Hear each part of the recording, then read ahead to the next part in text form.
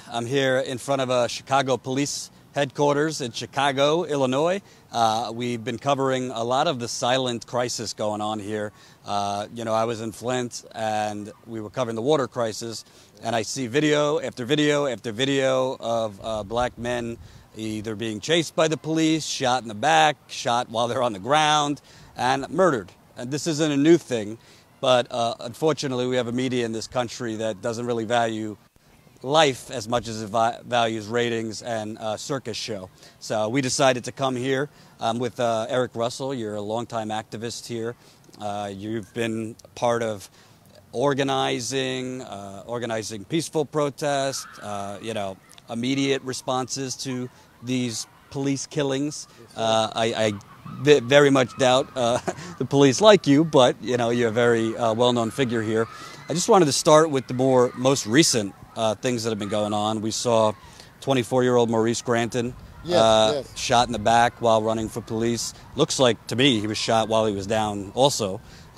We saw Harith Snoop, Augusta, a barber, totally, he was talking to one officer, and then out of nowhere you got three more come up to him, and before you know it, he is in fear. He's running, they shoot him, both dead. And we were just talking before about so many others. Yes. Just talk to me about what people need to know about not only what's been going on for years, but how it's been accelerating now. Primarily, what people need to know is that right now there is a hunt. There is indeed a hunt. And black boys are the prey. They primarily have targets on our back. The Chicago police, they patrol black and brown communities like some damn Gestapo being judge, jury, and executioner. And so a lot of times when you find these young men, they're literally running for their lives. And there is absolutely no sort of respectful engagement, because here in Chicago and nationwide, especially here in Chicago, just over the last several years, there have been 30 or so unjustified shootings of young black men. And so here in Chicago, we have moved well beyond institutional racism and systemic corruption. Quite frankly, Jordan, the Chicago police has no respect for the humanity of black people. And it seems to me, yes, it leads to the killings, but it's this aggression too. It's almost like a militarized city. We were seeing police just like parking their cruisers right in the middle of the road. They kind of, this isn't just Chicago, but they kind of go around and there's this fear that's emitted. It seems intentionally by them. No, there is a mentality when you just have no respect. They treat black people like some sort of insurgents, like somehow that we're not citizens with inalienable rights, or our kids have no desire to pursue happiness. And so, and there are so many things that concern us, Jordan, is that we have to concern ourselves. Now in Chicago, the police have requested to carry assault rifles. When you talk about the murder of Laquan McDonald, which was 16 shots in a cover-up, this unarmed black child was shot 16 times. But just imagine, sir, if that could have been very easily 60 shots in a cover-up. Because how can we have any faith with Chicago police having automatic weapons when they lack the ability to respectfully engage black people? And also, there's a consent decree that was kind of negotiated. The Justice Department obviously issued a report last year, very damning on the police department. But the police department is fighting that they don't want to have to report anytime they pull a gun. It seems Emanuel and the Attorney General, there's discrepancy where they don't want to have to report whenever they point a gun at someone, even if they don't shoot. They seem to want to really avoid transparency. We've been seeing in these killings, the body cam audio magically does not go on until after the fact. And again, we were talking, there's always reports and investigations, but what's really coming as a result of those? Well, first of all, when you look at the very premise, as president of the Tree of Life Justice League, we provided the plaintiffs for the class action lawsuit. We were told initially that we were going to be a part of the decision making and negotiation with the consent decree. And we were just amazed when the Attorney General decides to sue the mayor for non-compliance. And then the next day, we see the mayor and the Attorney General on stage together. Never has it been so preposterous that we've seen a defendant and a plaintiff on stage together saying that they're going to work it out.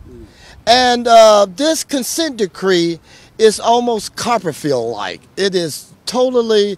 the best use for this consent decree when printed would probably be to line your bird cage. You know, the things that they're asking, like the point, there is actually a laundry list of things we have a problem with. But just to address the one issue that you spoke of, about the police being reluctant to report any time that they draw their gun. We had a problem several years prior to that with stop and frisk. We simply asked the police that to make sure that you're not racially profiling people, when you stop someone, make an account of it. The pushback was tremendous. They just absolutely refused to do it.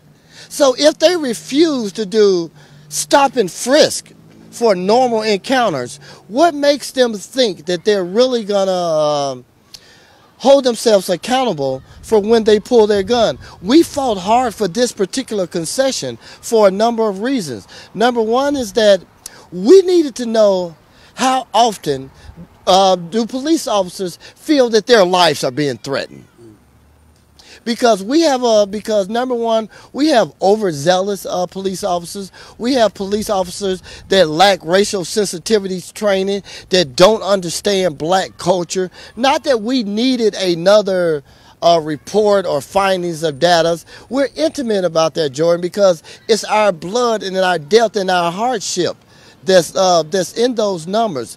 But if the police officer refused to say that, dictate to us how often you feel threatened or the perception of a threat. This will be telling information, because not only this allows us as a community to be responsible. If we have a certain segment of our community that the police feels threatened by, we need to address that. If we have, because, you know, even in the black community, it's like, when we communicate, like there are white officers. Black people communicate different from white people. When a black person starts clapping their hand and that doesn't mean a whole lot. That just means that a black person is actually being engaged. But there are white officers that consider that as aggression, and they're acting on it. So besides that, we're also concerned about the ability for police to cover up police crimes with their contract as it relates to being able to lodge a complaint. If there is no such thing as being able to lodge an anonymous complaint. The police get to know who the complainant is. The complainant has to have a sworn affidavit. And then on top of that, the police gets 48 to 72 hours to change their story. We have a long history of police intimidation. You know, police have kicked people's doors down and said, "How dare you complain?" I get tickets all the time and threatened by the police. And, you know, we see unions all over the country have been decimated over the last 20, 30 years. This is a strong union. This police union. Strongest in the country. Strongest in the country. In fact, I am a national advocate, and I've been all around the country, and we've talked to other cities about the dissent decrees, like the one in Ferguson, New Orleans, and several other places. And this is a big, this union here is almost mafia-like and gangster.